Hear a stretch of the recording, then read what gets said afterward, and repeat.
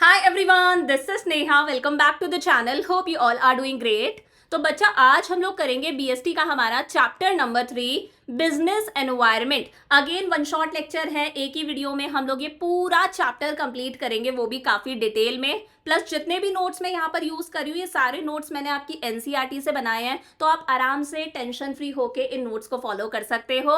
अच्छा देखो, इससे पहले हम लोगों ने मैक्रो की हमारी यूनिट 1 पूरी कंप्लीट कर ली, national income and related aggregates. BST का हम लोगों ने चैप्टर नंबर 1 और 2 कंप्लीट कर लिया, और इंडियन इको का भी हम लोगों ने चैप्टर नंबर 1 और 2 कंप्लीट कर लिया काफी डिटेल में। तो शुरू करते हैं हम लोग हमारा चैप्टर। क्या नाम है चैप्टर का? Business environment. तो देखो, बिजनेस तो हम सबको पता है क्या है। अब हम बात करते हैं बिजनेस एनवायरनमेंट क्या होता है। देखो, एनवायरनमेंट का मतलब क्या है। एनवायरनमेंट आप लोग बचपन से पढ़ते आ रहे हो, पहले ईवीएस में पढ़ा होगा, देन साइंस के अंदर पढ़ा होगा। एनवायरनमेंट का मतलब है everything that surrounds us is a part of our environment. हमारे इर्द गिर्द, हमारे सराउंडिंग में जितनी भी चीजें हैं वो सारी चीजें क्या है, हमारे एनवायरनमेंट का एक पार्ट है। फॉर एग्जाम्पल मैं कहती हूँ, दूसरे एनिमल्स हैं, ह्यूमन बींग्स हैं, प्लांट्स हैं, ओशियंस हैं, रिवर्स हैं, माउंटेन्स हैं, ये सारी चीजें हमारे लिए क्या है, हमारा एनवायरनमेंट है। एवरीथिंग दैट सराउंड्स अस, हमारे इर्द गिर्द जितनी भी चीजें हैं वो सारी चीजें हमारे लिए क्या है, हमारा एनवायरनमेंट है। सेम इसी तरह से बिजनेस के सराउंडिंग में भी जितनी भी चीजें हैं, बिजनेस के सराउंडिंग में जितनी भी चीजें हैं, जितने भी इंडिविजुअल्स हैं, जितने भी इंस्टीट्यूशंस हैं, जितनी भी चीजें हैं, जो सारी चीजें बिजनेस के कंट्रोल से बाहर है। बिजनेस उन चीजों को कंट्रोल नहीं कर सकता, लेकिन कहीं ना कहीं वो सारी चीजें बिजनेस की परफॉर्मेंस को अफेक्ट करती हैं। वो सारी चीजें किसके अंदर आती हैं? वो सब बिजनेस एनवायरनमेंट का पार्ट है। The term business environment means the sum total of individuals. Business के सराउंडिंग में जितने भी इंडिविजुअल्स हैं, इंडिविजुअल्स का मतलब है बिजनेस के कस्टमर्स हो गए, बिजनेस के कॉम्पिटिटर्स हो गए, बिजनेस के सप्लायर्स हो गए जो बिजनेस को रॉ मटेरियल सप्लाई कर रहे हैं, जितने भी इंस्टीट्यूशंस है, फॉर एग्जांपल गवर्नमेंट है, या फिर बहुत सारे कंज्यूमर ग्रुप्स वगैरह होते हैं, and other forces. Other forces का मतलब है, जैसे मैंने कहा, मान लो टेक्नोलॉजिकल चीजें हो गई, टेक्नोलॉजी में कोई चेंज आ गया, सारा का सारा काम डिजिटली हो रहा है, तो अब हम पेपर वर्क नहीं करते, तो ये क्या है, अदर फोर्सेस है। अगर टेक्नोलॉजी में कोई चेंज आएगा तो उसका हमारे बिजनेस पर इंपैक्ट पड़ेगा। फॉर एग्जाम्पल लीगल एनवायरनमेंट में कोई चेंज आ गया, मैंने कहा नए रूल्स आ गए हैं, नए लॉज आ गए हैं, नए रेगुलेशंस आ गए हैं, इन सब चीजों का बिजनेस पर इंपैक्ट पड़ता है। फॉर एग्जाम्पल कोविड आया था, कोविड का बिजनेस पर इंपैक्ट पड़ा था। गवर्नमेंट ने जीएसटी पास करा, जीएसटी का हमारे बिजनेसेस पर इंपैक्ट पड़ा। तो ये सारी चीजें क्या है, सारे के सारे इंडिविजुअल, सारे के सारे इंस्टीट्यूशन, सारे forces that are outside the control of a business, ये सारी चीजें बिजनेस के कंट्रोल से बाहर है। बिजनेस इन चीजों को कंट्रोल नहीं कर सकता, बट दैट में अफेक्ट इट्स परफॉर्मेंस। बट कहीं ना कहीं ये सारी चीजें बिजनेस की परफॉर्मेंस को अफेक्ट करती हैं। ये सब चीजें किसके अंदर आती हैं? ये सब बिजनेस एनवायरनमेंट का पार्ट है। समझ में आ गया? तो बिजनेस के सराउंडिंग में जितनी भी चीजें हैं जो बिजनेस के कंट्रोल से बाहर है, बट कहीं ना कहीं वो सारी चीजें बिजनेस की परफॉर्मेंस को अफेक्ट करती हैं, उसे हम लोग क्या बोलते हैं? Business environment. The economic, social, political, technological, legal and other forces. इस बात का मतलब क्या है? देखो, इकोनॉमिक के अंदर कौन सी चीजें आती हैं? वो सारी चीजें जो हमारी पूरी इकोनॉमी को अफेक्ट करती हैं। पूरी इकोनॉमी का मतलब है, मैंने कहा हमारी नेशनल इनकम इंक्रीज हो रही है, हमारी पर कैपिटा इनकम इंक्रीज हो रही है। अब अगर पर कैपिटा इनकम इंक्रीज होगी तो ऑब्वियस सी बात है हम डिमांड ज्यादा करेंगे, बिजनेस पर इसका इंपैक्ट पड़ेगा। देश में इन्फ्लेशन कितना है, महंगाई कितनी है, इंटरेस्ट रेट क्या है, कि अगर आप बैंक से लोन ले रहे हो तो आपको कितना इंटरेस्ट पे करना हो रहा है, जीएसटी वगैरह, ये सारी चीजें किसमें आती है? इकोनॉमिक एनवायरनमेंट के अंदर। सोशल एनवायरनमेंट का मतलब है, मान लो सोसाइटी में क्या क्या चेंजेस आ रहे हैं। इसमें हम हमारे ट्रेडिशंस, हमारे कस्टम्स, हमारे रीति रिवाज की बात करते हैं। इसमें हम फेस्टिवल्स की बात करते हैं। जैसे दिवाली आई, ईद आई, तो एकदम से आप देखोगे ग्रीटिंग कार्ड्स की डिमांड इंक्रीज हो जाती है, स्वीट्स की डिमांड इंक्रीज हो जाती है, हमारे जो आउटफिट्स हैं, फुटवियर्स वगैरह हैं, इन सब चीज़ों की डिमांड इंक्रीज हो जाती है। ये सोशल एनवायरनमेंट है। पॉलिटिकल एनवायरनमेंट के अंदर हम बात करते हैं कि हमारी जो सरकार है वो स्टेबल है या नहीं है। अगर पॉलिटिकल स्टेबिलिटी है, सारी चीजें अच्छे से चल रही है, देश के अंदर पीस है, शांति है, तो कहीं ना कहीं लॉन्ग टर्म इन्वेस्टमेंट्स इंक्रीज होते हैं, बिजनेसेस ग्रो करते हैं। वहीं अगर पॉलिटिकल स्टेबिलिटी नहीं है, कहीं ना कहीं कुछ ना कुछ दिक्कत होती रहती है, सरकारें गिर जाती है, जैसे पाकिस्तान में होता है, तो ऐसे में देश ग्रो नहीं कर पाता। टेक्नोलॉजिकल चीजें हो गई कि टेक्नोलॉजी में अगर कोई इंप्रूवमेंट आ रहा है, कोई एडवांसमेंट हुई है, तो उसका भी बिजनेस पर इंपैक्ट पड़ता है।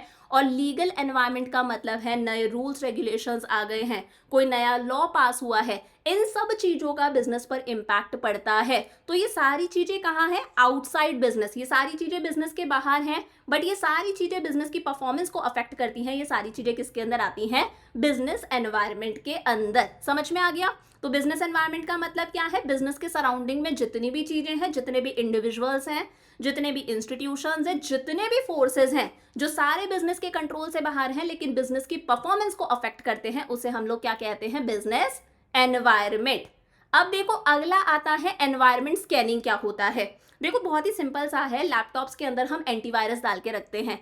एंटीवायरस का काम होता है वायरस को स्कैन करना, पहचानना, डिटेक्ट करना कि कौन से फोल्डर में वायरस है, कौन सी फाइल में वायरस है, कौन सा वायरस है। तो स्कैनिंग का मतलब है एनवायरनमेंट। स्कैनिंग का मतलब है एनवायरनमेंट के बारे में कंप्लीट अवेयरनेस होना, यानी कि आपको पता होना चाहिए कि एनवायरनमेंट में क्या क्या चेंजेस आ रहे हैं। इस बिजनेस के एनवायरनमेंट को समझना, इसी को हम लोग क्या बोलते हैं? Environment scanning. एनवायरनमेंट के बारे में एक अवेयरनेस होना कि एनवायरनमेंट में क्या क्या चेंजेस आ रहे हैं। हमारा कॉम्पिटिटर ये पॉलिसी लेकर आया है, सरकार ने ये पॉलिसी चेंज करी है, अच्छा भाई जीएसटी आ गया है, या फिर टेक्नोलॉजी में ये चेंजेस आ गए, ये नए रूल्स रेगुलेशंस वगैरह आए हैं। तो एनवायरनमेंट के बारे में अवेयर होना, उसकी एक प्रॉपर अंडरस्टैंडिंग होना ही क्या है? Environment scanning. Environment scanning helps business firms to anticipate the effect of environment forces and factors of their enterprise. इस बात का मतलब है कि भाई हमें पता होना चाहिए कि एनवायरनमेंट में क्या चेंजेस आ रहे हैं और उन चेंजेस का हमारे बिजनेस पर क्या इंपैक्ट पड़ने वाला है। इसके अंदर हम एक एनालिसिस भी करते हैं, जिस एनालिसिस को बोला जाता है स्वॉट एनालिसिस। देखो स्वॉट एनालिसिस का मतलब है, एस का मतलब है स्ट्रेंथ। ये इंटरनल चीज है, इससे हमें पता चलेगा कि हमारी स्ट्रेंथ क्या है, हम कौन सा प्रोडक्ट ज़्यादा अच्छे से बना सकते हैं, कौन सी सर्विसेज ज़्यादा अच्छे से दे सकते हैं, हम किस चीज़ में परफेक्ट हैं। इससे हमें हमारी वीकनेस का पता चलता है कि यार कौन सी चीज़ है जो हमें दबा सकती है, हम कहाँ पर वीक पड़ते हैं, हमारी क्या कमज़ोरी है, किस चीज़ में हम अच्छे नहीं हैं, हमारे सामने कौन सी अपॉर्चुनिटीज़ है, कस्टमर किस चीज़ की डिमांड कर रहे हैं, हम सबसे पहले कस्टमर की डिमांड को पूरा करें ताकि हम सबसे आगे निकलेंगे। और जिस तरह से अपॉर्चुनिटीज़ होते हैं उस तरह से थ्रेट्स भी होती हैं, नेगेटिव चीज़ें भी होती है कि यार ये हमारे सामने नेगेटिव चीज़ है, ये कहीं ना कहीं हमारी परफॉर्मेंस पर नेगेटिव इम्पैक्ट डालेगी। तो पहले से ये चीज़ें क्या होती हैं? अर्ली वार्निंग सिग्नल्स का काम करती हैं। तो इससे हमें हमारी स्ट्रेंथ का पता चलता है, हमारी वीकनेस का पता चलता है, हमारे सामने जो अपॉर्चुनिटीज़ हैं उन अपॉर्चुनिटीज़ को हम आइडेंटिफाई करके उनका फ़ायदा उठाते हैं, सबसे आगे निकलते हैं।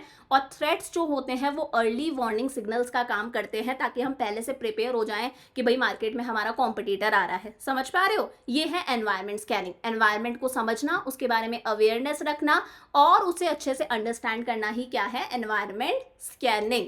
अब देखो बात करते हैं फीचर्स ऑफ बिजनेस एनवायरनमेंट कि ये जो बिजनेस एनवायरनमेंट है इसके क्या क्या फीचर्स हैं। नंबर 1 है टोटलिटी ऑफ एक्सटर्नल फोर्सेस। पहली बात तो एनवायरनमेंट के अंदर हम जिन भी चीज़ों की बात कर रहे हैं ये सारे के सारे कौन से फोर्सेज हैं? एक्सटर्नल फोर्सेज हैं, यानी कि ये सारी चीज़ें बिजनेस के बाहर हैं, अंदर की चीज़ें नहीं हैं। हम बिजनेस के एम्प्लॉयज़ की बात नहीं कर रहे, हम बिजनेस के मैनेजमेंट की बात नहीं कर रहे, हम एक्सटर्नल फोर्सेस की बात कर रहे हैं। हमारे जो सप्लायर्स हैं, हमारे जो कॉम्पिटिटर्स हैं, हमारे जो कस्टमर्स हैं। एग्रीगेटिव इन नेचर, यानी कि एग्रीगेट हमारे बिजनेस के बाहर जितनी भी चीज है, एग्रीगेट का मतलब होता है टोटल, बिजनेस के बाहर जितनी भी चीजें हैं उसको टोटल कर दो। तो यहाँ पर हम एक्सटर्नल फोर्सेस की बात कर रहे हैं, ये इंटरनल फोर्सेस नहीं है। सेकंड है स्पेसिफिक एंड जनरल फोर्सेस। अब देखो बिजनेस एनवायरनमेंट के अंदर जितनी भी चीजें आती हैं उन्हें हम दो कैटेगरीज में डिवाइड कर सकते हैं। एक होते हैं स्पेसिफिक फोर्सेस, दूसरे होते हैं जनरल फोर्सेस। ऐसी चीजें जो किसी पर्टिकुलर बिजनेस पर ही अपना इम्पैक्ट डालती हैं उन फोर्सेस को हम बोलते हैं स्पेसिफिक फोर्सेस। वो सारी चीजें जो किसी पर्टिकुलर बिजनेस पर ही अपना इम्पैक्ट डाल रही हैं उन्हें हम बोलते हैं स्पेसिफिक फोर्सेस। फॉर एग्जांपल किसी पर्टिकुलर बिजनेस के इन्वेस्टर्स, उसके कस्टमर्स, उसके कॉम्पिटिटर्स और उसके सप्लायर। मैं कहती हूँ मेरा फर्नीचर का बिजनेस है, मेरे सप्लायर ने, उसके साथ में कोई गड़बड़ हो गई, मेरे सप्लायर ने मुझे टाइम पर रॉ मटेरियल सप्लाई नहीं करा, तो कहीं ना कहीं मैं प्रोडक्शन नहीं कर पाऊंगी। इसका इम्पैक्ट सिर्फ मेरे बिजनेस पर पड़ा ना, तो वो सारे फोर्सेस जो किसी पर्टिकुलर बिजनेस पर ही अपना इम्पैक्ट डालते हैं और इनका उस बिजनेस पर डायरेक्ट इम्पैक्ट पड़ता है और वो भी कहीं ना कहीं बिजनेस की डे टू डे वर्किंग को ये सारी चीजें अफेक्ट करती हैं, वो चीजें किस में आती हैं? स्पेसिफिक फोर्सेस के अंदर। कि मेरे सप्लायर ने मुझे टाइम पर रॉ मटेरियल सप्लाई नहीं करा, मेरा मार्केट में कॉम्पिटिटर आ गया है तो मेरा बिजनेस इफेक्ट होगा, मेरे कस्टमर्स की डिमांड चेंज हो गई है, मेरे इन्वेस्टर्स इन्वेस्ट नहीं कर रहे हैं या फिर ज़्यादा इन्वेस्ट कर रहे हैं, ये भी चीज़ें भी मेरे बिजनेस के लिए अच्छी हैं। ये स्पेसिफिक फोर्सेस है। लेकिन जनरल फोर्सेस वो फोर्सेस हैं जो एक बिजनेस पर नहीं सारे बिजनेसेस पर अपना इम्पैक्ट डालते हैं। जीएसटी आया, जीएसटी का हर बिजनेस पर इम्पैक्ट पड़ा, कोविड आया, कोविड का हर बिजनेस पर इम्पैक्ट पड़ा, टेक्नोलॉजी में कोई चेंज आ जाता है, जैसे आजकल सारी चीजें डिजिटल हो चुकी हैं, उसका सारे बिजनेसेस पर इम्पैक्ट पड़ता है। तो जनरल फोर्सेस के अंदर सोशल चीजें आती हैं, जैसे ट्रेडिशंस, कस्टम्स, कोई फेस्टिवल्स वगैरह आ गए। पॉलिटिकल चीजें हो गई, जैसे अभी इलेक्शंस चल रहे थे तो कभी शेयर मार्केट एकदम ऊपर जाता था, कभी शेयर मार्केट एकदम नीचे आ जाता था। लीगल चीजें हैं, हमारे लीगल एनवायरनमेंट में कोई चेंज आ रहा है, रूल्स रेगुलेशंस आ रहे हैं, टेक्नोलॉजी में कोई चेंज आ गया, इनका सारे बिजनेसेस पर इंपैक्ट पड़ता है और इनडायरेक्ट इंपैक्ट पड़ता है। तो स्पेसिफिक फोर्सेस का डायरेक्ट इंपैक्ट होता है, बिजनेस की डे टू डे वर्किंग को डायरेक्टली वो सारी चीजें अफेक्ट करती हैं, लेकिन जनरल फोर्सेस का इनडायरेक्ट इंपैक्ट पड़ता है और सारे बिजनेस पर इंपैक्ट पड़ता है। क्लियर है? थर्ड आता है इंटर रिलेटेडनेस। अब देखो, ये जो बिजनेस एनवायरनमेंट के अंदर जितनी भी चीजें हैं, ये सारी चीजें आपस में कैसी होती हैं? इंटर रिलेटेड होती हैं, आपस में रिलेटेड होती हैं। फॉर एग्जाम्पल मैं कहती हूँ आजकल हम वेस्टर्न कल्चर की तरफ बहुत ज्यादा जा रहे हैं, तो हम वेस्टर्न कल्चर की तरफ बहुत ज्यादा जा रहे हैं, इसका इम्पैक्ट दूसरी चीजों पर पड़ रहा है। हम वेस्टर्न कपड़ों की डिमांड करते हैं, हमारा clothing pattern, clothing style change हो रहा है। हम वेस्टर्न फूड की डिमांड करते हैं, वही सारे बच्चे आजकल इंग्लिश मीडियम स्कूल्स के अंदर जाते हैं। तो वही ये सारी चीजें क्या होती है? इंटर रिलेटेड, आपस में कनेक्टेड है। फॉर एग्जाम्पल मैं कहती हूँ, अगर हम हेल्थ केयर को लेकर आजकल काफी ज्यादा अवेयर हो रहे हैं, ये एक चीज है, इसका दूसरी चीजों पर इंपैक्ट पड़ता है कि अब हम फैट फ्री कुकिंग ऑयल की डिमांड करने लगे हैं, जिम्स की डिमांड इंक्रीज होने लग गई है, ऑर्गेनिक फूड आइटम्स की हम डिमांड करने लगे हैं, हमें हेल्थ सप्लीमेंट्स चाहिए, हम साइकिल्स की डिमांड कर रहे हैं, वॉकिंग वगैरह, साइकिलिंग वगैरह हम करते हैं। तो ये सारी चीजें कैसी हैं? आपस में रिलेटेड है। फोर्थ है डायनेमिक नेचर। बिजनेस एनवायरनमेंट कैसा होता है? डायनेमिक होता है। डायनेमिक का मतलब है it keeps on changing. Business का एनवायरनमेंट चेंज होता रहता है कंटिन्यूअसली, इसमें चेंजेस आते हैं। कभी टेक्नोलॉजी में कोई इंप्रूवमेंट हो जाता है, कुछ साइंटिफिक इनोवेशन हो गया, कोई नई टेक्नोलॉजी आ गई तो पुरानी टेक्नोलॉजी आउटडेटेड हो जाती है। कभी कस्टमर्स का टेस्ट चेंज हो जाता है, उनकी प्रेफरेंसेस चेंज हो जाती है। आपने देखा कोई नई सीरीज आई, उस नई सीरीज के अंदर अलग तरह के आउटफिट्स पहने थे जो भी सेलिब्रिटीज वगैरह हैं, तो तुरंत हमारे कस्टमर्स का टेस्ट चेंज हो जाएगा, अब उन्हें भी वही आउटफिट चाहिए। तो बिजनेस एनवायरनमेंट डायनेमिक है, इसके अंदर कंटिन्यूअसली चेंजेस आते रहते हैं, कुछ इनोवेशंस होते रहते हैं, मार्केट में नए कॉम्पिटिटर्स आते रहते हैं। जैसे आपने देखा कभी जीएसटी आ जाता है, कभी सरकार ने डीमोनेटाइजेशन कर दिया था 1500 के नोट बंद, कभी कोविड जैसी सिचुएशन आ जाती है, कभी किसी दूसरी कंट्री के अंदर वॉर चल रही है, कभी आप देख लो इलेक्शंस चल रहे हैं। तो बिजनेस का एनवायरनमेंट कैसा है? It keeps on changing. Fifth है अनसर्टेनिटी। ये तो हमें पता है कि बिजनेस का एनवायरनमेंट कंटिन्यू चेंज होता रहता है।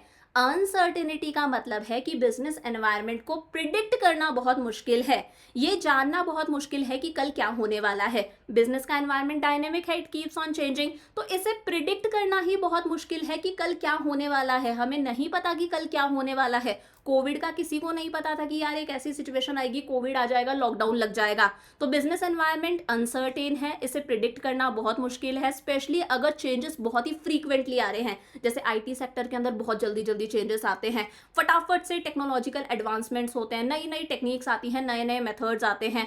फैशन इंडस्ट्री के अंदर बहुत जल्दी चेंजेस आते हैं, कस्टमर का टेस्ट आए दिन चेंज होता है, कभी कोई कौन सी जीन्स चाहिए, कभी कौन सी जीन्स चाहिए, अलग अलग पैटर्न है। सिक्स्थ है कॉम्प्लेक्सिटी। कॉम्प्लेक्सिटी का मतलब है बिजनेस के एनवायरनमेंट को समझना बहुत मुश्किल है। समझ पा रहे हो? बिजनेस के एनवायरनमेंट को समझना बहुत मुश्किल है, और एक बारी के लिए अगर आपने बिजनेस के एनवायरनमेंट को समझ भी लिया ना कि एनवायरनमेंट में ये चेंजेस आ रहे हैं, तो इन चेंजेस का हमारे बिजनेस पर क्या इंपैक्ट पड़ेगा, इस बात को समझना बहुत मुश्किल है। फॉर एग्जाम्पल मैंने कहा सरकार ने टैक्सेस इंक्रीज कर दिए 5% से, ठीक है चलो भाई, एक बारी के लिए ये समझ में भी आ गया, लेकिन सरकार ने 5% से टैक्सेस इंक्रीज करे हैं, इसका हमारे बिजनेस पर क्या इंपैक्ट पड़ेगा वो बहुत ही लंबा चौड़ा है। हमारा रॉ मटेरियल महंगा हो जाएगा, हमारी लेबर ज़्यादा सैलरी, ज़्यादा वेजेस मांगेगी, हमारा इलेक्ट्रिसिटी का बिल ज़्यादा आएगा, हर चीज़ महंगी हो जाएगी, हमारी कॉस्ट ऑफ प्रोडक्शन इंक्रीज होगी।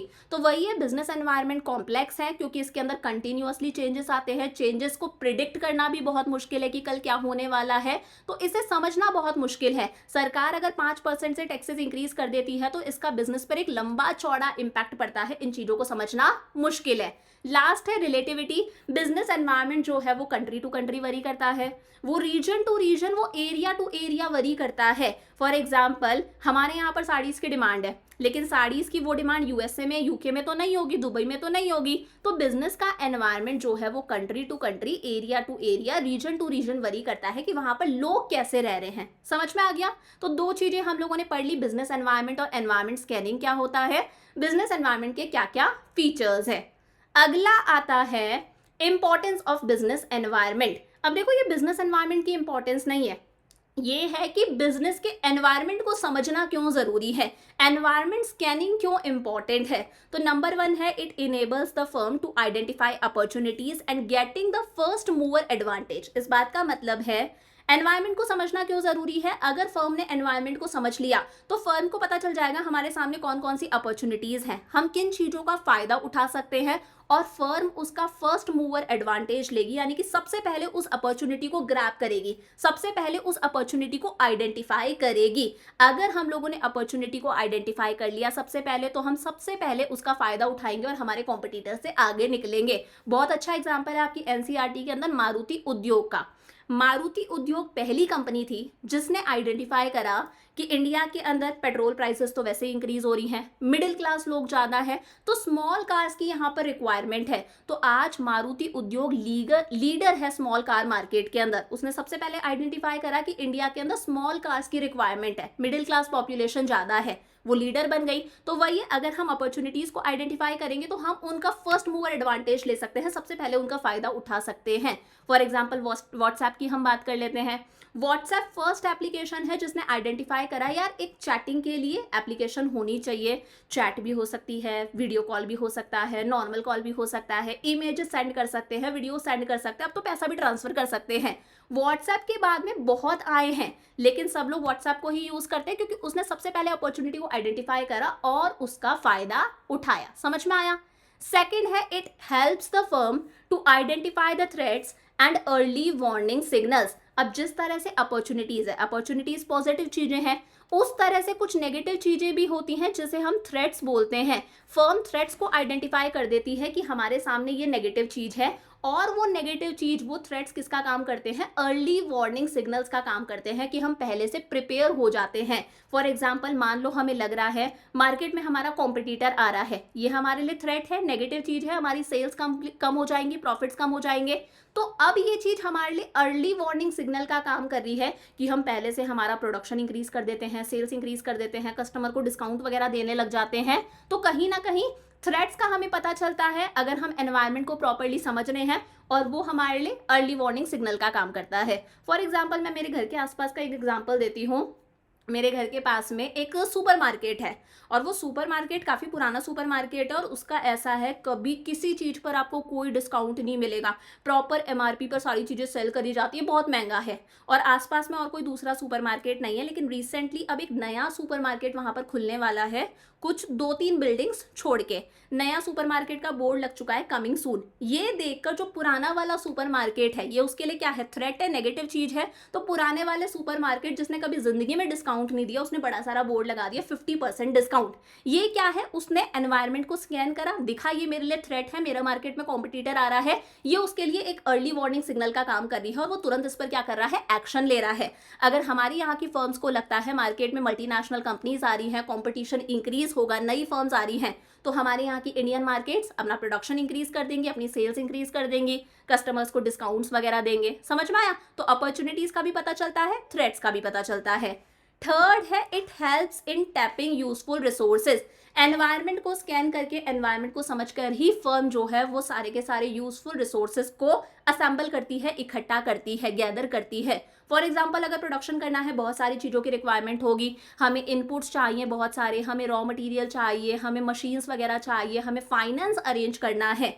फर्म एनवायरनमेंट को एनालाइज करती है, समझती है कि कहाँ पर ये सारी चीजें मुझे सस्ते में अवेलेबल हो रही हैं और अच्छी क्वालिटी की अवेलेबल हो रही हैं। समझ में आया? They acquire raw material and other resources keeping in mind the output demanded in the market. Plus firm जो है वो प्रोडक्ट बना के अपने कस्टमर को बेचती है कस्टमर की रिक्वायरमेंट्स के अकॉर्डिंग। तो एनवायरनमेंट को एनालाइज करने के बाद में ही फर्म को समझ में आता है कि कस्टमर किस चीज की डिमांड कर रहे हैं और कस्टमर की डिमांड के अकॉर्डिंग फर्म जो है वो रिसोर्सेज को अरेंज करती है। तो समझ में आ गया? रिसोर्सेज को अरेंज करना है उसके लिए एनवायरनमेंट को समझना जरूरी है कि कहाँ पर कौन सी चीज सस्ते में और अच्छी प्राइजेस पर अवेलेबल हो रही है, अच्छी क्वालिटी की अवेलेबल हो रही है।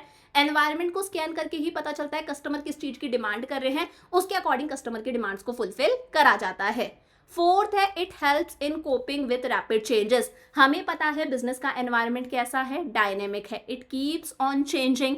तो इस एनवायरनमेंट को अच्छे से समझना कि एनवायरनमेंट में क्या चेंजेस आ रहे हैं, हमारे कॉम्पिटिटर ये पॉलिसी लेकर आया है, वो कस्टमर को डिस्काउंट दे रहा है, फ्री सैंपल्स दे रहा है, सरकार ने ये पॉलिसी चेंज कर दी है, आरबीआई ये नई गाइडलाइंस लेकर आया है, मार्केट में एमएनसीज वगैरह आ रही हैं, मल्टीनेशनल कंपनीज आ रही हैं। तो हम एनवायरनमेंट को समझते हैं और एनवायरनमेंट में जो चेंजेस आ रहे हैं उसके अकॉर्डिंग हम हमारे बिजनेस के अंदर चेंजेस लेकर आते हैं। फॉर एग्जाम्पल कोविड से पहले किसी ने नहीं सोचा होगा कि ऑनलाइन क्लासेस वगैरह कुछ होंगी, इतना ट्रेंड ही नहीं था।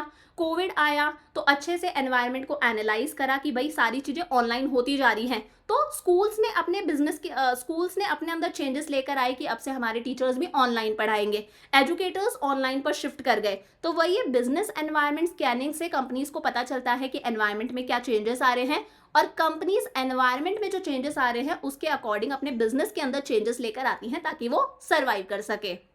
फिफ्थ है it helps in assisting in planning and policy formulation. बहुत ही सिंपल सा है, अगर बिजनेस को कोई प्लानिंग करनी है यानी कि future course of action decide करना है कि फ्यूचर में हमें क्या करना है, कैसे करना है, फ्यूचर से रिलेटेड पॉलिसीज वगैरह बनानी है, तो उसके लिए एनवायरनमेंट की नॉलेज होना ज़रूरी है क्योंकि एनवायरनमेंट हमें अपॉर्चुनिटीज़ भी देता है, पॉजिटिव चीज़ें भी देता है जिन्हें हमें ग्रैब करना है, सबसे पहले फ़ायदा उठाना है। एनवायरनमेंट हमें थ्रेट्स भी देता है, नेगेटिव चीज़ें भी देता है जिन्हें हमें समझना है, वो सारी चीज़ें हमारे लिए अर्ली वार्निंग सिग्नल्स का काम करती हैं।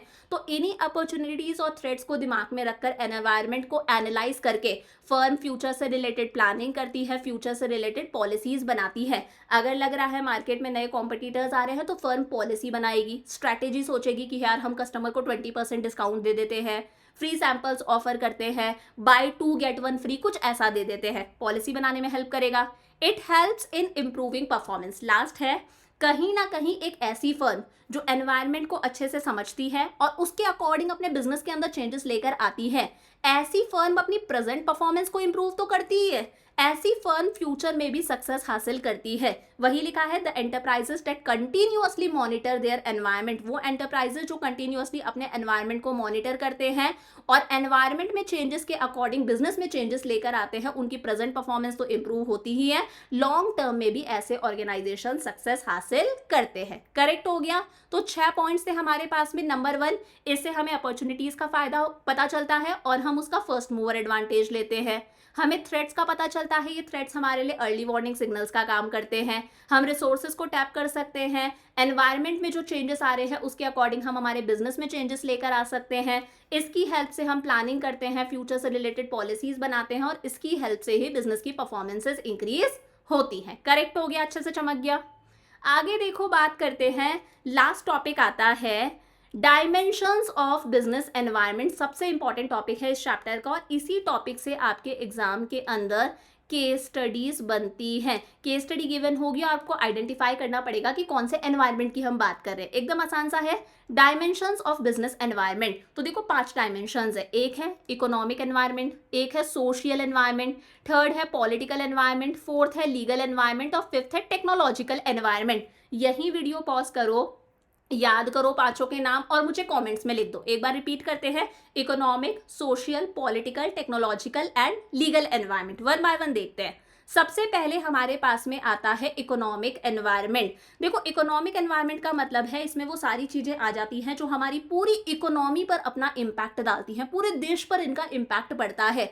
वही लिखा है economic environment refers to all the factors and forces, सारे फैक्टर्स और फोर्सेस जो हमारी इकोनॉमी पर डायरेक्टली अपना इम्पैक्ट डालते हैं, मतलब पैसे से रिलेटेड सारी चीजें, या फिर ये समझ लो इको की किताब में जितने भी टॉपिक्स पढ़ रहे हो वो सारी चीजें किसमें आती हैं, इकोनॉमिक एनवायरनमेंट के अंदर आती हैं। इंटरेस्ट रेट क्या है, बैंक से लोन लेना है तो कितना इंटरेस्ट देना पड़ेगा। इन्फ्लेशन रेट क्या है, देश में कितनी महंगाई है। Changes in disposable income of the people, यानी कि हमारी इनकम, ये समझ लो पर कैपिटा इनकम इंक्रीज हो रही है। डिस्पोजेबल इनकम मतलब हमारे पास में जो बची कुची इनकम है, टैक्सेस वगैरह दे दिए, उसके पास में उसके बाद में हमारे पास में जो इनकम बची है उसे हम खर्च करते हैं ना, खर्च करने वाली इनकम में कितने चेंजेस आ रहे हैं। अगर हमारी डिस्पोजेबल इनकम इंक्रीज हो रही है तो ऑब्वियस ही बात है हम डिमांड ज्यादा करेंगे, इसका बिजनेसेस पर अच्छा इंपैक्ट पड़ेगा। स्टॉक मार्केट हमारा कैसा चल रहा है, जैसे भी इलेक्शन से पहले कभी स्टॉक मार्केट एकदम डिप देखने को मिलता था, एकदम डाउन चले जाता था, कभी एकदम इंक्रीज हो जाता था।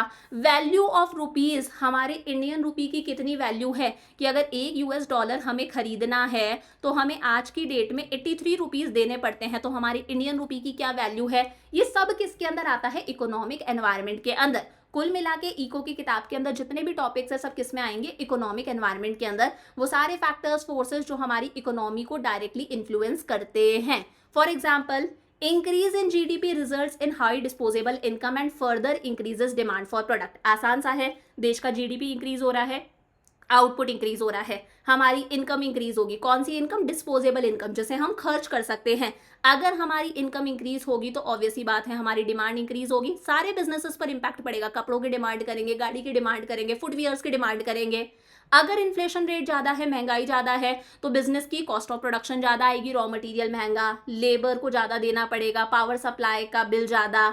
डीमोनेटाइजेशन करा था सरकार ने, 1500 के नोट बंद, जीएसटी बिल आया, आरबीआई पैसे से रिलेटेड पॉलिसी, मॉनेटरी पॉलिसी को चेंज करता है। सरकार की जो पॉलिसीज होती है टैक्स से रिलेटेड, गवर्नमेंट के एक्सपेंडिचर से रिलेटेड फिस्कल पॉलिसीज, देश में कितनी सेविंग, कितना इन्वेस्टमेंट हो रहा है। बैलेंस ऑफ ट्रेड, यानी कि हम जो गुड्स का एक्सपोर्ट कर रहे हैं, गुड्स का इंपोर्ट कर रहे हैं। बैलेंस ऑफ पेमेंट्स मतलब टोटल एक्सपोर्ट्स, टोटल इंपोर्ट्स किसके अंदर आता है, बैलेंस ऑफ पेमेंट्स के अंदर। देश में कितनी मनी सप्लाई है, लोगों के पास में कितना पैसा है, हमारे देश का कितना कर्जा है। बैंकिंग सेक्टर के अंदर रिफॉर्म्स आते हैं, नई नई पॉलिसीज आती हैं कि आप इस स्कीम के अंदर पैसा डालो, इस स्कीम के अंदर पैसा ज़्यादा डालो, कम डालो। प्राइवेट सेक्टर का क्या रोल है, पब्लिक सेक्टर का क्या रोल है, सारी चीज़ें किस में आती हैं, इकोनॉमिक एनवायरनमेंट के अंदर। ये सारी चीजें किससे रिलेटेड है, मनी से रिलेटेड है, और ये सारी चीजें हमारे देश की इकोनॉमी पर अपना इंपैक्ट डालती हैं, डायरेक्ट इंपैक्ट। करेक्ट हो गया। तो ऐसा कुछ भी अगर आपको केस स्टडी में लिखा हुआ दिख रहा है, कौन सा एनवायरनमेंट है, इकोनॉमिक एनवायरनमेंट। सेकेंड आता है सोशल एनवायरनमेंट। देखो सोशल एनवायरनमेंट के अंदर हमारे कस्टम्स आते हैं, हमारे ट्रेडिशंस आते हैं, यानी कि हमारे रीति रिवाज आ जाते हैं, हमारी वैल्यूज आ जाती हैं कि हम किन चीज़ों की वैल्यू करते हैं, हमारी सोच कैसी है, किन चीज़ों में हम मानते हैं। सोशल ट्रेंड्स, अभी किस चीज़ का ट्रेंड चल रहा है, सोसाइटी कौन सी चीज़ को फॉलो कर रही है, सोसाइटी की कैसी एक्सपेक्टेशन है बिजनेस से। फॉर एग्जाम्पल इसके अंदर फेस्टिवल्स वगैरह आ जाते हैं, जैसे आपने देखा होगा Diwali, Eid, Christmas, Guru Parv, in time पर अपने आप ग्रीटिंग कार्ड्स की डिमांड इंक्रीज हो जाती है, हमारे कपड़ों की डिमांड इंक्रीज हो जाती है, फुटवियर्स की डिमांड इंक्रीज हो जाती है, मिठाइयों की डिमांड इंक्रीज हो जाती है। ये क्या है, सोशल एनवायरनमेंट है। लोगों की हैबिट्स, कस्टम्स, ट्रेडिशंस, रीति रिवाज, लोगों से रिलेटेड जितनी भी चीजें हैं, सोसाइटी से रिलेटेड जितनी भी चीजें हैं, सोशल एनवायरनमेंट। कॉमन फैक्टर्स देखो कौन कौन से हैं। Demand for reservation in jobs for minority and women, जैसे औरतों के लिए और माइनॉरिटीज के लिए जॉब्स के अंदर रिजर्वेशन, सोसाइटी से रिलेटेड चीज है। फीमेल्स को भी इक्वल स्टेटस मिलना चाहिए वर्कर्स के तौर पर, यानी कि वर्कफोर्स के अंदर फीमेल्स को बराबर स्टेटस मिलना चाहिए, उन्हें बराबर पैसा मिलना चाहिए, सोसाइटी से रिलेटेड चीजें हैं। आजकल हम ऑटोमेटिक मशीन्स और लग्जरी आइटम्स की डिमांड कर रहे हैं, मिडिल क्लास फैमिलीज भी, क्योंकि फीमेल्स भी काम पर जाती है, सब लोगों को मशीन्स की हेल्प से काम करना है जल्दी जल्दी, ये सोसाइटी से रिलेटेड है। गर्ल चाइल्ड की एजुकेशन लेवल इंक्रीज हो, इसके लिए कुछ मूवमेंट्स वगैरह आते हैं, सोसाइटी से रिलेटेड है। हेल्थ और फिटनेस को लेकर हम काफी अवेयर हो रहे हैं, सारी चीजें किससे रिलेटेड है, सोसाइटी से रिलेटेड है, सोशल एनवायरनमेंट का पार्ट है। फॉर एग्जाम्पल हमारा क्वालिटी ऑफ लाइफ कैसा है, क्वालिटी ऑफ लाइफ अच्छा है, लग्जरियस आइटम्स की डिमांड करेंगे। एजुकेशन एंड लिटरेसी रेट्स, पढ़े लिखे लोग हैं तो उनके डिमांड का पैटर्न अलग होता है, कम पढ़े लिखे लोग अलग तरह की चीज़ों की डिमांड करते हैं। Importance of women in workforce, अगर वर्कफोर्स के अंदर फीमेल्स का पार्टिसिपेशन बढ़ता जाएगा तो इसका सोसाइटी पर, बिजनेसेस पर हर तरह से इंपैक्ट पड़ता है। अगर वर्कफोर्स के अंदर फीमेल्स का पार्टिसिपेशन इंक्रीज होगा, औरतें भी काम करेंगी, तो फैशन इंडस्ट्री पर इसका प्रभाव पड़ेगा कि जो फीमेल्स हैं वो फॉर्मल वियर की डिमांड करेंगी। इसका गैजेट्स पर, इलेक्ट्रॉनिक गैजेट्स पर इंपैक्ट पड़ेगा, लैपटॉप्स की डिमांड इंक्रीज होगी, मोबाइल फोन्स की डिमांड इंक्रीज होगी, टैबलेट्स वगैरह की डिमांड इंक्रीज होगी। इसका हमारी फूड हैबिट्स पर भी इंपैक्ट पड़ेगा कि पैक्ड फूड्स की डिमांड इंक्रीज हो जाएगी, किसी के पास में खाना बनाने का इतना टाइम नहीं है। कॉस्मेटिक इंडस्ट्री पर भी डिमांड असर पड़ेगा, इन चीज़ों की डिमांड इंक्रीज हो जाएगी। हमारे ट्रेडिशंस, हमारे कस्टम्स, हमारी हैबिट्स, रीति रिवाज, हेल्थ एंड फिटनेस आप ले लो, अगर हम हेल्थ केयर को लेकर अवेयर हैं, जिम वगैरह की डिमांड इंक्रीज होगी, ऑर्गेनिक फूड आइटम्स की डिमांड इंक्रीज होगी। अगर बर्थ रेट ज़्यादा है, न्यू बॉर्न्स ज़्यादा है देश के अंदर, तो वही है डाइपर वगैरह, इस तरह की चीज़ों की डिमांड होगी। अगर बुजुर्ग लोग ज़्यादा है देश के अंदर हमारी पॉपुलेशन में, तो बुजुर्गों की चीज़ों की डिमांड होगी। समझ में आ गया। थर्ड आता है टेक्नोलॉजिकल एनवायरनमेंट, टेक्नोलॉजी में कोई चेंज आ गया, कोई साइंटिफिक इंप्रूवमेंट हो गया है, कुछ इनोवेशन, यानी कि उसी प्रोडक्ट को बनाने के नए मेथड्स आ गए हैं, नई टेक्निक्स आ गई हैं। पहले आप उस प्रोडक्ट को पुराने तरीके से बनाते थे, अब उसी चीज को बनाने के लिए नए मेथड्स, नई टेक्निक्स आ गई हैं। फॉर एग्जाम्पल मैं कहती हूँ, आप लोगों को पता नहीं आप लोगों ने देखा हो या नहीं देखा हो, देखा हो तो मुझे कॉमेंट्स में बताना।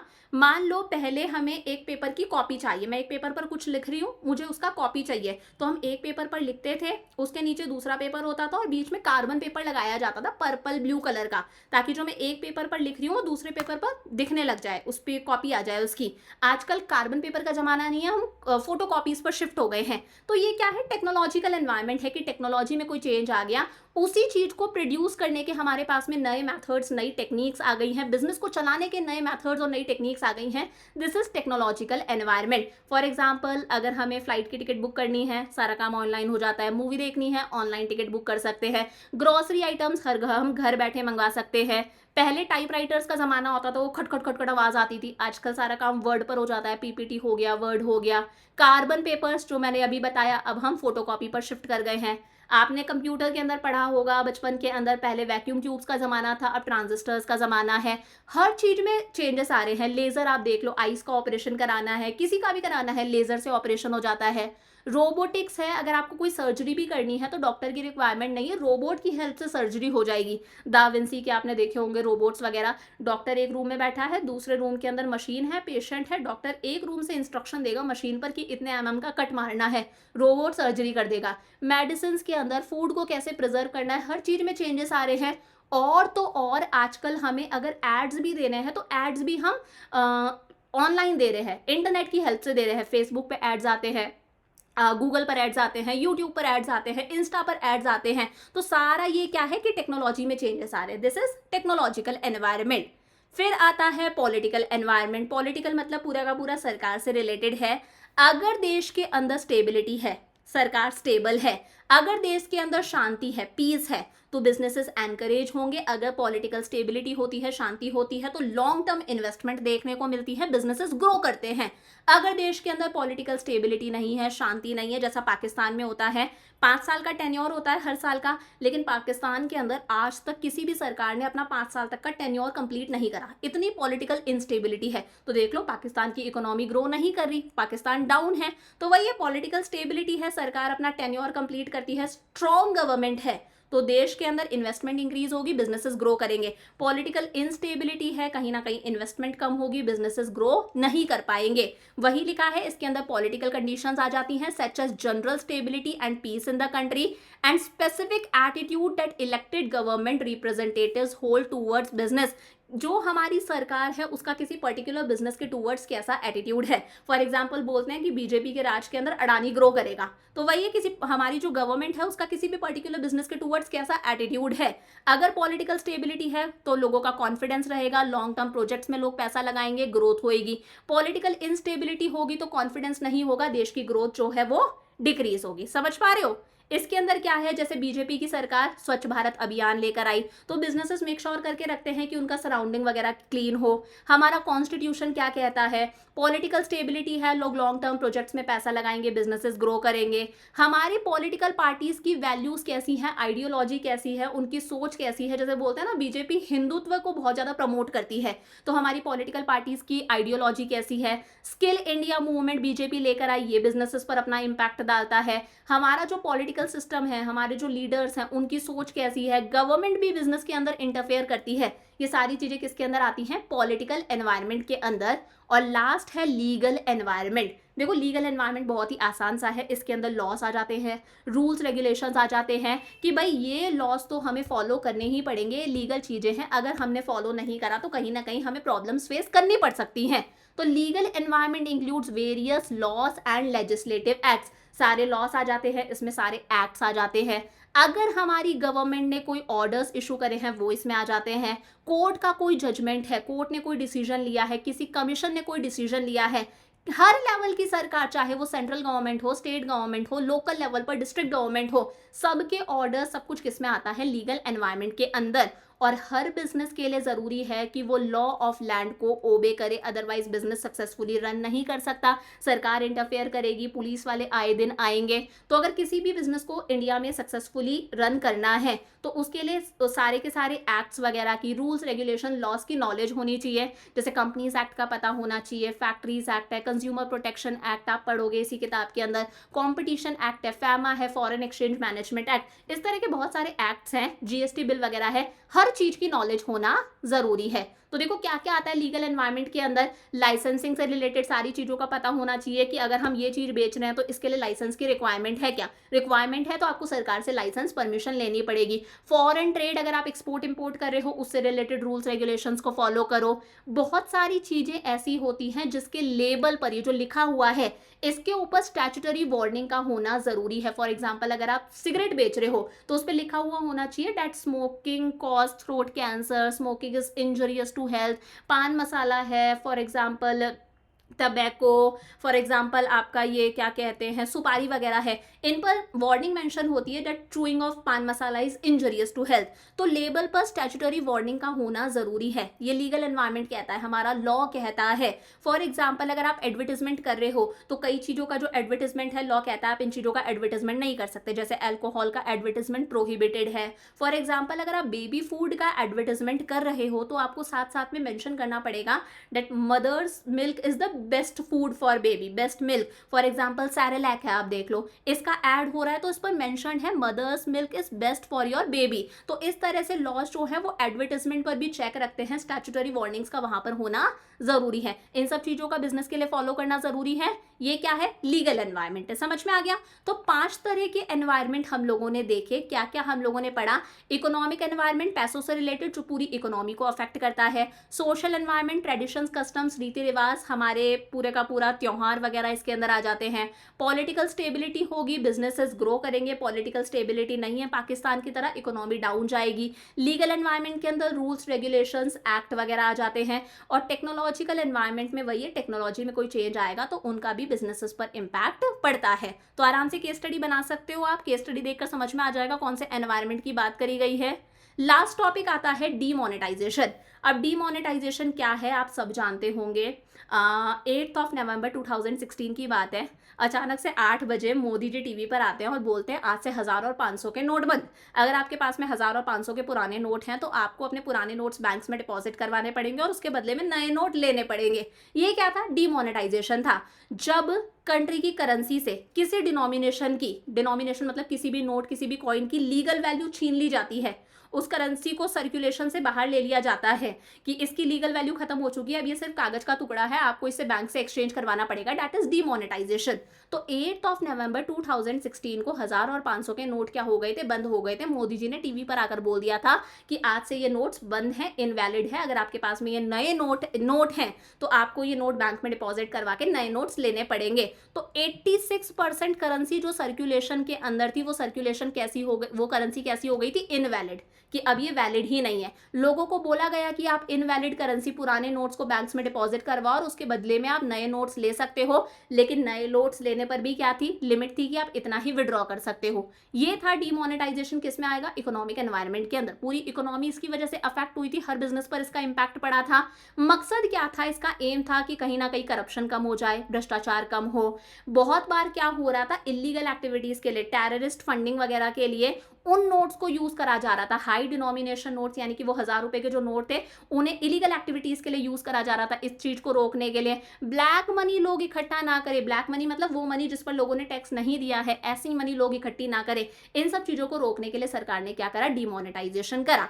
फीचर्स क्या है, demonetisation as a tax administration measure. देखो डीमोनेटाइजेशन के बाद में हुआ क्या, लोगों को अपना ब्लैक मनी डिक्लेयर करना पड़ा, ठीक है, अपने ब्लैक मनी को बैंक्स में डिपॉजिट करवाना पड़ा, और उस ब्लैक मनी पर लोगों को टैक्स भी पे करना पड़ा, वो भी पेनल्टी रेट पर। सरकार की टैक्सेशन वाली इनकम इंक्रीज हो गई, तो लोगों ने अपनी कैश होल्डिंग्स क्या करी, डिक्लेयर करी, बैंक्स में अपने पुराने नोट्स दिए, उसे नए नोट्स के लिए एक्सचेंज करा। तो वो पैसा जो अभी तक अनअकाउंटेड था, जिसका किसी को पता ही नहीं था, जो ब्लैक मनी थी, उसे भी डिक्लेयर करना पड़ा, और लोगों ने अपनी वेल्थ पर टैक्स दिया, वो भी पेनल्टी रेट पर। तो टैक्स एडमिनिस्ट्रेशन वाला काम हो गया, सरकार की टैक्सेशन से इनकम इंक्रीज हो गई।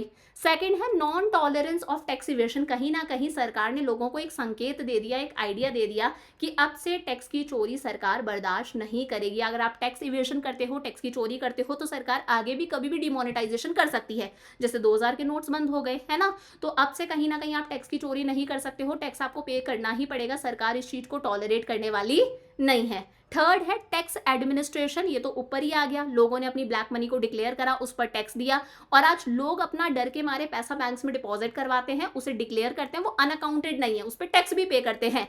And channelising saving into formal financial system. इस बात का मतलब है जो पैसा अब हम बैंक्स में डिपॉजिट करवाते हैं, अब हम उतना कैश नहीं रख सकते, तो बैंक्स उस पैसे को अपने पास में नहीं रखते हैं, बैंक्स उस पैसे को दूसरे लोगों को लोन पर दे देते हैं। बहुत सारे इन्वेस्टर्स को लोन वगैरह की रिक्वायरमेंट होती है ताकि वो किसी प्रोजेक्ट प्रपोजल में पैसा लगा सके। तो हमारा जो पैसा आइडल पड़ा था, वेला पड़ा था, वो किसी प्रोडक्टिव काम के लिए यूज में आ रहा है। वही लिखा है cash deposited by the people is offered to other people as loan for productive uses. उसकी वजह से हमारी इकोनॉमिक ग्रोथ होगी। और लास्ट है क्रिएटिंग लेस कैश और डिजिटल कैश लाइट इकोनॉमी। आज हमारी इकोनॉमी कैशलेस इकोनॉमी हो चुकी है, हम लोग जेब में कैश रखकर नहीं घूमते, सारा काम हम डिजिटली कर लेते हैं, डिजिटली पैसा ट्रांसफर हो जाता है, फोन पे है, गूगल पे है, बहुत सारी चीजें हैं, व्हाट्सएप के थ्रू भी हम ट्रांसफर कर रहे हैं, यूपीआई वगैरह। तो हमारी इकोनॉमी कैश लाइट इकोनॉमी हो चुकी है। फॉर्मल फाइनेंशियल सिस्टम हमारा इंप्रूव हो रहा है, हम हमारा पैसा डिक्लेयर करते हैं, टैक्सेस भी पे करते हैं, तो कैश कैरी करने की जरूरत नहीं है। लेकिन इसके कुछ ड्रॉबैक्स हैं।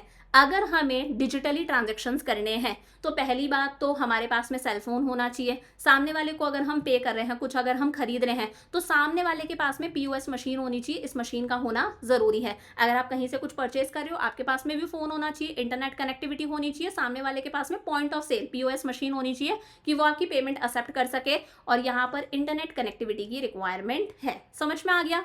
इसी के साथ में चैप्टर समाप्त होता है। एक छोटा सा टॉपिक और है, इम्पैक्ट ऑफ डीमोनेटाइजेशन। डीमोनेटाइजेशन का क्या इम्पैक्ट पड़ा मनी पर, इंटरेस्ट रेट पर। कैश ट्रांजैक्शंस कम हो गए हैं, बैंक डिपॉजिट्स इंक्रीज हो गए, हम बैंक्स में अपना पैसा डिपॉजिट करवाते हैं, हमारी सेविंग्स इंक्रीज हो रही है क्योंकि हम बैंक में पैसा डिपॉजिट करवाते हैं। पब्लिक वेल्थ पर, यानी कि गवर्नमेंट सेक्टर में जो लोग काम कर रहे हैं, गवर्नमेंट वेल्थ पर इसका कोई इफेक्ट नहीं पड़ा, लेकिन प्राइवेट वेल्थ काफी हद तक डिक्रीज हुई है। पहले जो रियल एस्टेट का बिजनेस था, प्रॉपर्टी वाला बिजनेस था, वो बहुत ही स्पीड से ग्रो कर रहा था, लोग कैश में पैसा रखते थे, अब लोग कैश में उतना पैसा नहीं रखते। डीमोनेटाइजेशन के बाद में प्राइवेट वेल्थ कम हुई है, रियल एस्टेट का जो बिजनेस है, प्रॉपर्टी बिजनेस है, वो डाउन गया है। डिजिटलाइजेशन हो रहा है, सारे ट्रांजेक्शन्स डिजिटली होने लगे हैं, हम कहीं पर भी बैठे हुए, कहीं पर भी ट्रैवल करते हुए, बस में, ऑफिस में, कार में, हम पैसा ट्रांसफर कर सकते हैं। रियल एस्टेट का बिजनेस, प्रॉपर्टी प्राइसेस डाउन गई हैं। टैक्स कलेक्शन सरकार का इंक्रीज हुआ है, लोग अब अपनी इनकम को डिक्लेयर करते हैं और उस इनकम पर टैक्स पे करते हैं। तो गवर्नमेंट की इनकम का सबसे बड़ा सोर्स क्या है, टैक्स है, ये गवर्नमेंट के रेवेन्यू का सबसे बड़ा सोर्स है। तो सरकार की टैक्सेशन से जो इनकम है वो इंक्रीज हुई है। समझ में आ गया। तो इसी के साथ में हम लोगों ने हमारा chapter number 3 business environment complete कर लिया वन शॉट के अंदर। अब नेक्स्ट क्लास के अंदर हम लोग स्टार्ट करेंगे हमारा chapter number 4, that is planning. So lecture अच्छा लगा तो अपने फ्रेंड्स के साथ में शेयर कर देना।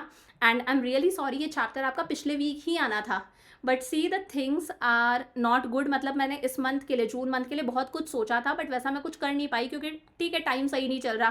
First my husband met with an accident. फिर जैसे ही वो रिकवर होते हैं उसके 2-3 दिन बाद में my son got very high fever, it was 103. मतलब एमरजेंसी में उसे मैंने एडमिट करवाया and he was diagnosed with dengue. तो वहाँ पर हम लोग 7-8 दिन वहीं निकल गए, मैं हॉस्पिटल में उसके साथ में थी. Yesterday he got discharge and today I am shooting this video. तो मोस्ट प्रोबेबली आज आपके पास में ये वीडियो आएगा, नहीं तो कल आ जाएगा 22 या 23 को. So I am so sorry for your loss कि टाइम पर वीडियो नहीं आ पाई. बट एनीवेज पढ़ाना तो है ही, आपके लिए कंटिन्यू वीडियोस आती रहेंगी. I will see you in next video. Bye bye, lots of love.